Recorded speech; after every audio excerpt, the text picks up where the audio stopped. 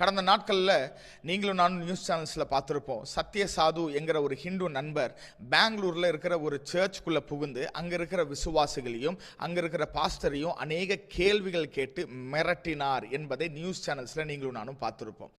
मैं ये पूछना चाहता हूं मिस्टर फादर से, चर्च का फादर से मैं पूछना चाहता हूं कि जीसस क्राइस्ट का ग्रंथ का नाम बताओ। ग्रंथ करके नहीं है। हाँ क्या है? द गॉस्पेल ऑफ जॉन, वो सब क्या चीज है? बाइबल क्या चीज है? हम कोई भी क्रिश्चियनों का बाइबल को फॉलो नहीं करेंगे। Am I clear? விசேஷமாய் அவர் கேட்ட ஒரு சயின்டிஃபிக்கான ஒரு நியாயமான சரியான ஒரு கேள்வி என்ன அப்படின்னா, ஒரு ஆணும் பெண்ணும் சேராமல் உங்க இயேசு எப்படி இந்த பூமியில் பிறந்தார்? உடனே அவங்க சொல்றாங்க, பரிசுத்த ஆவியானவருடைய துணையோடு பிறந்தார். ஓகே, இந்த காரியத்தை நீங்க போய் ஒரு கைனகாலஜிஸ்ட் கிட்ட, ஒரு டாக்டர் கிட்ட சொல்ல முடியுமா? இது முட்டாள்தனமா இல்லையா என்று சொல்லி அநேக கேள்விகளை கேட்கிறார். அதைத்தான் இந்த வீடியோல நீங்க பார்த்துட்டு இருக்கிறீங்க.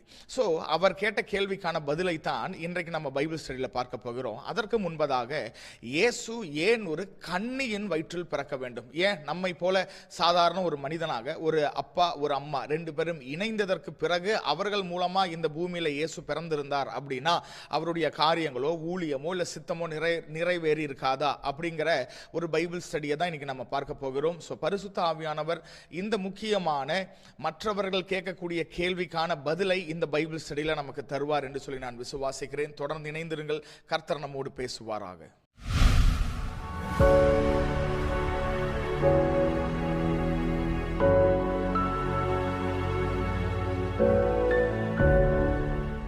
முதலாவது கேள்வி, இயேசு ஏன் ஒரு கன்னியின் வயிற்றில் பிறக்க வேண்டும்?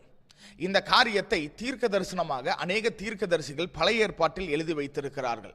ஆனால் இந்த காரியத்துடைய முக்கியத்துவம் இல்லைன்னா இந்த காரியத்தை நாம் புரிந்து கொள்ள வேண்டும் என்றால் லேவியராகமம் 17வது அதிகாரம் 11வது வசனத்தை நாம் வாசிக்க வேண்டும்.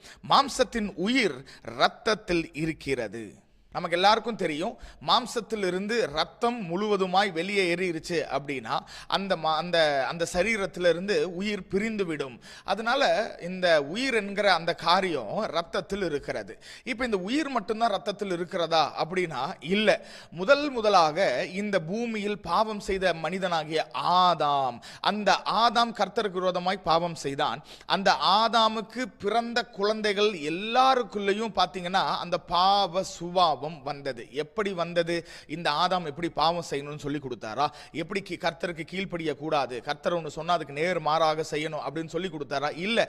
பை டிஃபால்ட்டாகவே அந்த பாவமானது ஆதாமின் சந்ததிகளுக்குள்ள வர ஆரம்பித்தது. அதனாலதான் தாவீது ஒரு காரியத்தை சங்கீதம் 51வது அதிகாரத்தில் சொல்லுகிறார். 5வது வசனம், இதோ நான் துர்க்குணத்தில் உருவானேன், என் தாய் என்னை பாவத்தில் கற்பம் தரித்தாள். ஒரு குழந்தைய எப்போ ஒரு பாவி அப்படின்னு சொல்லுவோம்? அந்த குழந்தை இந்த பூமியில பிறந்து இந்த பூமியில அதாவது பாவம் செய்யணும், அதாவது பொய் சொல்லணும் இல்ல திருடணும் இல்ல வேற ஏதாவது ஒரு காரியத்தை செஞ்சாதான் இந்த சின்ன குழந்தை இந்த சின்ன வயசுல எவ்வளவு பாவம் பண்ணுது பாருங்களேன், அநியாயம் பண்ணுது பாருங்களேன் அப்படின்னு நம்ம சொல்ல முடியும். ஆனா தாவீதுக்கு ஒரு அண்டர்ஸ்டாண்டிங் இருந்துச்சு. என்னன்னா என்னுடைய தாய் என்னை பாவத்தில் கற்பம் தரித்தாள். அப்போ தாவீது என்ன சொல்றாரு? என்னுடைய தாயின் கற்பத்தில் நான் இருக்கும் போதே பாவியாகத்தான் நான் உருவாகிறேன். எப்படி கற்பத்தில் இருக்கும் போதே அந்த குழந்தை எப்படி பாவி ஆகும் அப்படின்னா, இந்த பாவம் என்கிற அந்த துர்குணம், பாவம் என்கிற அந்த சுபாவம் பிறந்து பாவம் செஞ்சதுக்கு பிறகு வந்தது அல்ல. இந்த குழந்தை உருவாகும் போதே அந்த பாவி என்கிற அந்த ஒரு டைட்டில் இல்லைன்னா அந்த ஒரு சுபாவம் அந்த குழந்தைக்குள் வருகிறது. எப்படி வருகிறது என்றால் ஆதாமின் ரத்தத்தின் மூலமாக வருகிறது.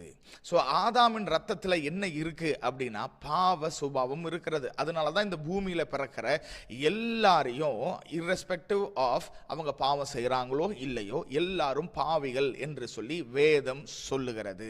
இப்ப இயேசுவுடைய இந்த சம்பவத்தை எடுத்து பார்த்தோம் அப்படின்னா, இயேசு இந்த பூமியில ரத்தம் சிந்தி, அதாவது பாவம் இல்லாத ஒரு ரத்தத்தை சிந்தி நம்மை எல்லாரையும் மீட்டெடுக்க வேண்டும். இப்ப இயேசுவும் சாதாரண யோசேப்பும் மரியாளும் இணைந்து அவர்களுக்கு இயேசு பிறக்கிறார் அப்படின்னா, ஆதாமுடைய ரத்தம் யோசேப்புக்குள்ள இருக்கு இல்லையா? அந்த யோசேப்புடைய ரத்தம் இயேசுவுக்குள்ளும் வந்துருச்சுன்னா இயேசுவின் ரத்தம் பாவம் இல்லாத ரத்தமா இருக்க முடியாது. இயேசுவுக்குள்ளேயும் பை டிஃபால்ட் அந்த பாவம் வந்துவிடும். அதைத்தான் இங்கிலீஷ்ல த ஒரிஜினல் சின் அப்படின்னு சொல்லுவாங்க.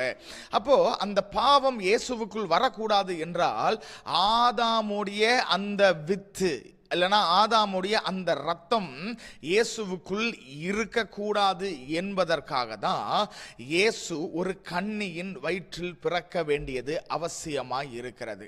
இப்ப அடுத்த ஒரு கேள்வி வரலாம். சரி, இப்ப இயேசு மரியாளுடைய கர்ப்பத்தில் பிறக்கிறாங்க இல்லையா, இல்லைன்னா உருவாகிறார் இல்லையா, உருவாகி 10 மாதங்கள் இந்த இயேசு அந்த கருவாகிய இயேசு மரியாளுடைய கர்ப்பத்தில் இருக்கிறாங்க. அப்ப இந்த மரியாளுடைய ரத்தம் இயேசுடைய சரீரத்துக்குள்ள வரும் இல்லையா, அப்போ கண்டிப்பா மரியாளும் ஆதாமுடைய சந்ததி என்கிறதுனால் இயேசுவுக்குள்ள அந்த பாவம் வருவதற்கு வாய்ப்பு இருக்குல்ல அப்படின்னு கேட்கலாம். ஆனா இங்க பாத்தீங்கன்னா சயின்டிபிக்கா தாயும் குழந்தையும் ஒரே சரீரத்தில் இருந்தாலும் தாயோடைய ரத்தம் வேற குரூப்பா இருக்கும், இந்த உள்ள கருவில் இருக்கிற குழந்தையோடைய பிளட் குரூப் பாத்தீங்கன்னா வேறையா இருக்கும். அப்போ ஒரே சரீரம் ஒரே சாப்பாடு எல்லாமே பாத்தீங்கன்னா அந்த தொப்புள் கொடி வழியாக தான் நியூட்ரியன்ஸ் ஆக்சிஜன் எல்லாமே அந்த குழந்தைக்கு போனாலும் தாயோடைய ரத்தத்திற்கும் இந்த உள்ள கருவில் இருக்கிற குழந்தையோடைய ரத்தத்திற்கும் சம்பந்தமே இல்லை, சம்பந்தமே இருக்காது. அப்போ இந்த இயேசுவின் ரத்தம் எப்படிப்பட்ட ரத்தம் அப்படின்னா ஆதாமுடைய அந்த பாவம் குணம் இருக்கிற அந்த ரத்தம் இயேசுவுக்குள் யோசேப்பு மூலமாகவும் வரவில்லை, மரியாள் மூலமாகவும் வரவில்லை.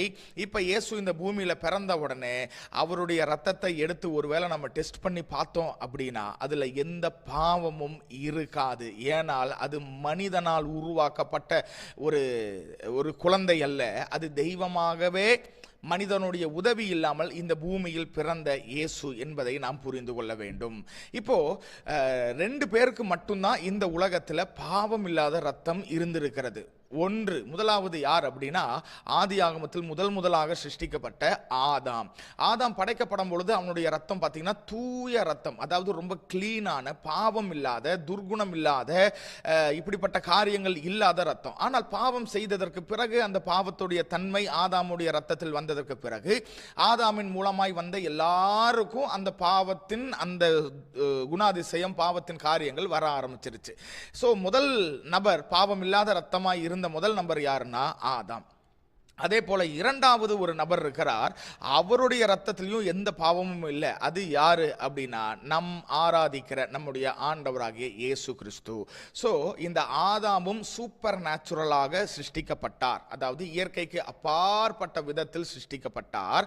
அதனால அவருடைய ரத்தத்தில் பாவம் இல்லை. அதே போல இயேசுவும் பார்த்தீங்கன்னா இயற்கைக்கு அப்பாற்பட்ட ஒரு விதத்தில் அவர் சிருஷ்டிக்கப்பட்டாருங்கிற வார்த்தை சரியான வார்த்தை அல்ல, பட் ஃபார் அவர் அண்டர்ஸ்டாண்டிங் நம்ம புரிஞ்சு கொள்ளணுங்கிறதுக்காக நான் சொல்றேன்.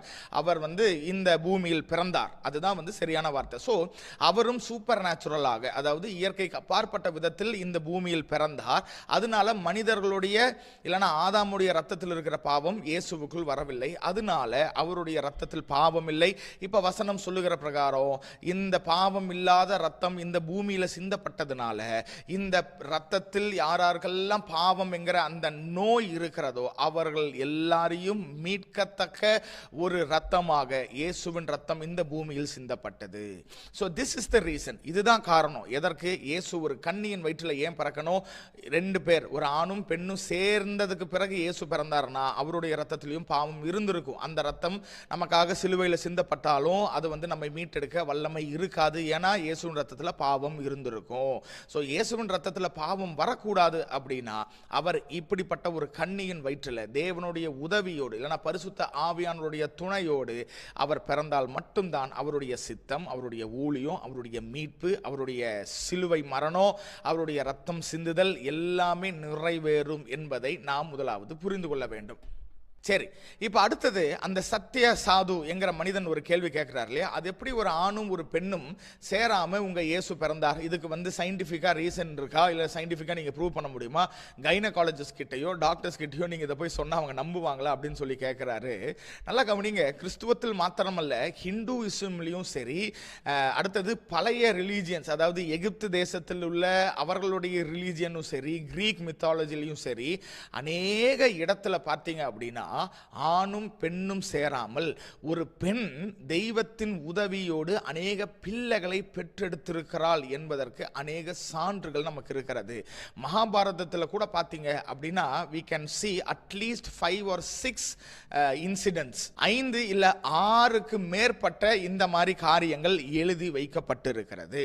ஹிந்துயிசம்ல மட்டும் இல்ல, சீனா ரிலீஜியன்லயும் சரி, ஈஜிப்ட் ரிலீஜியன்லயும் சரி, கிரீக் ரிலீஜியன்லயும் சரி, இந்த மாதிரி உலகத்தில் உள்ள பல வித்தியாசமான மார்க்கங்கள் அதுலயும் பார்த்தீங்கன்னா இப்படிப்பட்ட ஒரு நம்பிக்கை இருக்கிறது. ஆனா மற்றவர்களுக்கும் நமக்கும் என்ன வித்தியாசம் அப்படின்னா, அதெல்லாம் நம்பிக்கை. ஆனால் இயேசு இப்படிதான் பிறந்தார், இப்படிதான் வாழ்ந்தார் என்பதற்கு பைபிள் மட்டும் ஆதாரம் அல்ல. பைபிள் அல்லாமல் இன்னும் நிறைய ஹிஸ்டாரிக்கல் ரெக்கார்ட்ஸும் நமக்கு இன்றைக்கு வரைக்கும் இருக்கிறது. விசேஷமாக ஜோசபஸ் அப்படிங்கிற ஒரு ஹிஸ்டோரியன், அவர் கிறிஸ்துவர் அல்ல, அவர் இயேசுவை விசுவாசிக்கிறவர் அல்ல, அவர் ஒரு ஹிஸ்டோரியன், சரித்திரத்தை எழுதினவர். ஸோ அந்த சரித்திரத்தை இயேசுவின் காலத்தில் அவர் வாழ்ந்தார் என்பதையெல்லாம் அவர் ஹிஸ்டரியில் அவர் மிக தெளிவாக அவருடைய ரைட்டிங்ஸ்ல எழுதி வைத்திருக்கிறார். ஸோ இதெல்லாம் ஏதோ ஒரு கட்டுக்கதை இல்லைன்னா ஒரு புராணம் அப்படின்னு சொல்லி மற்றவர்கள் சொல்லலாம். ஆனால் இயேசுவை விசுவாசிக்கிற நீங்களும் நானும் நன்றாய் அறிந்திருக்கிறோம், இயேசு இப்படிதான் பிறந்தார், இப்படிதான் வாழ்ந்தார், பாவமில்லாத ஒரு இரத்தத்தை கொண்ட மாசில்லாத ஆட்டுக்குட்டியாக இந்த பூமியில வாழ்ந்தார். அதற்கு பிறகு அந்த இரத்தத்தை சிந்தி சிலுவையில் நமக்காக தொங்கினார். அந்த இரத்தத்தினால தான் இன்னைக்கு நீங்களும் நானும் மீட்கப்பட்டிருக்கிறோம், ரட்சிக்கப்பட்டிருக்கிறோம். இந்த இரத்தம் தான் நம்மை பரலோகம் கொண்டு போகும் என்பதை நீங்களும் நானும் நன்றாக அறிந்திருக்கிறோம், விசுவாசிக்கிறோம். ஸோ இப்படிப்பட்ட கேள்விகள் நிச்சயமாக இன்னும் வருகிற நாட்களில் நிறைய எழும்பும். ஏன்னா கடைசி நாட்களில் கிறிஸ்துவர்களுக்கு மாத்திரம் உபத்திரவம் அல்ல, கிறிஸ்துவையும் தூஷிக்கிற அநேக இந்த பிசாசின் ஆவிகள் எழும்பும் என்பதை வேதத்தின் தீர்க்க தரிசனம் மிக தெளிவாய் சொல்லுகிறது. ஸோ இப்படிப்பட்ட நிறைய கேள்விகள் வரும்போது as Christians we should not be disturbed. யார் என்ன கேள்வி வேணாலும் கேட்கட்டும், எங்க விசுவாசத்தில், எங்க நம்பிக்கையில், எங்க வேதம் சொல்லுகிற பிரகாரம் நாங்கள் 100க்கு 100 நாங்கள் நம்புகிறோம், விசுவாசிக்கிறோம். நாங்கள் அதைத்தான் நாங்கள் we are following அப்படிங்கிற ஒரு உறுதியோடு நம்ம தொடர்ந்து வேதத்தின் காரியங்களை நம்ம நம்புவோம். எவ்வளவு கேள்விகள், எவ்வளவு சர்ச்சைகள், எவ்வளவு கான்ட்ரவர்சிஸ் எழும்பினாலும் கர்த்தர் அவரே ஜீவனுள்ள தேவனாய் நம்மை கடைசி வரைக்கும் நடத்துகிற ஒரு நல்ல தேவனாய் இருக்கிறார். ஸோ ஆண்டவராகிய இயேசுவை மாத்திரம் நம்புவோம், அவருடைய வார்த்தையை மாத்திரம் விசுவாசிப்போம். கர்த்தர் உங்கள் வாழ்க்கையில், என் வாழ்க்கையில் பெரிய காரியங்களை செய்வாராக. நிச்சயமாக இந்த பைபிள் ஸ்டடி உங்களுக்கு பிரயோஜனமாக இருந்திருக்கும் என்று சொல்லி நான் விசுவாசிக்கிறேன், நான் நம்புகிறேன். கர்த்தருக்கு சித்தமானால் நம்ம மீண்டும் வேற ஒரு பைபிள் ஸ்டடியில் நாம் இணையலாம். God bless you. Praise the Lord.